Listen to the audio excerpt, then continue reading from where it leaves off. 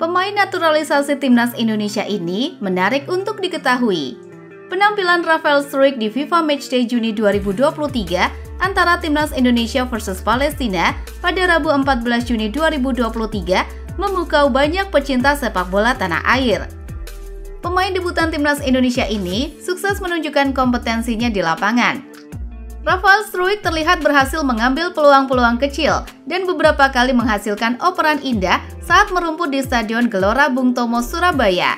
Bahkan tidak sedikit yang menilai cara bermain penyerang berusia 20 tahun ini seperti Kai Havertz, bintang Chelsea.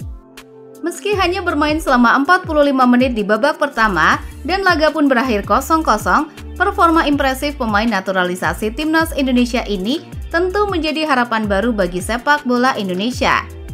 Untuk itu, mari mengenal lebih jauh dengan pemain ADO Den Haag ini. Rafael William Struijk atau Rafael Struijk lahir pada 27 Maret 2003 di Leidschendam, Belanda. Pesepak bola berusia 20 tahun ini lahir dari orang tua bernama Brian Struijk dan Soraya Norali Sudito. Kedua orang tua Rafael Struijk berkewarganegaraan Belanda. Hanya saja mereka memiliki darah Indonesia. Ibu Rafael berdarah Jawa dan Suriname, sementara sang ayah memiliki ibu atau nenek Rafael yang berasal dari Semarang, Indonesia.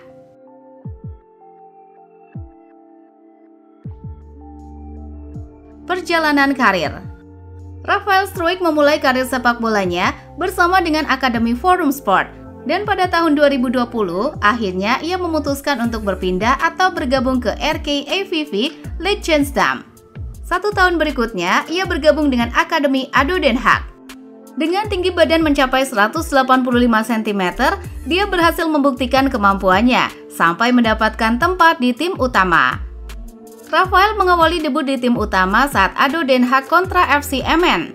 Saat ini, Struijk bersama ADO Den Haag sebagai penyerang dalam kompetisi Eredivisie, yang merupakan divisi kedua sepak bola di Belanda. Performa Struijk yang cemerlang saat di ADO Den Haag U18 dan U21 pada musim 2022 membawanya naik ke level senior. Melihat performa cemerlang Rafael Struijk di tim utama membuat ADO Den Haag tertarik dan memutuskan untuk mengontraknya secara profesional pada Juni 2022 hingga 2024. Selain itu, pelatih Sinteyong juga tertarik dengan bakatnya dan memanggil Struijk untuk membela timnas Indonesia karena tidak ingin kehilangan harta karun.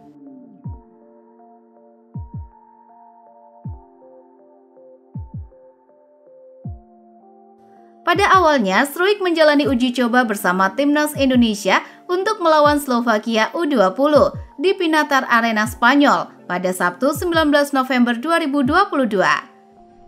Dalam laga tersebut, skuad asuhan Sinteyong harus kalah 1-2.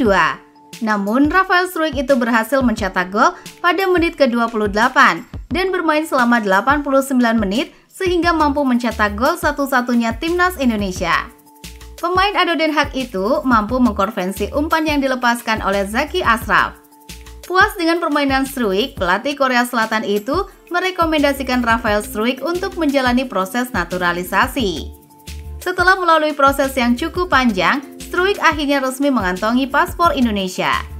Perjalanan karir pemain yang memiliki nomor punggung 27 ini bersama Ivan Jenner mengambil sumpah setia sebagai WNI pada tanggal 22 Mei 2023. Rafael Struijk memulai debut di timnas Indonesia melawan Palestina pada tanggal 14 Juni 2023. Meskipun memiliki bakat yang menonjol, nilai pasar Rafael Struijk saat ini adalah yang terendah di skuad timnas Indonesia, dengan nilai hanya 75.000 euro.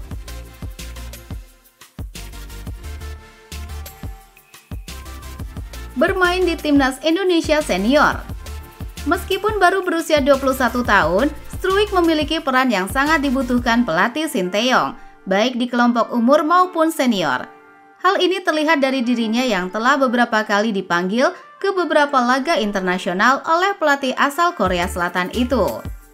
Rafael Struijk sempat main di FIFA Matchday 2023 melawan Argentina dan Palestina bersama timnas Indonesia senior.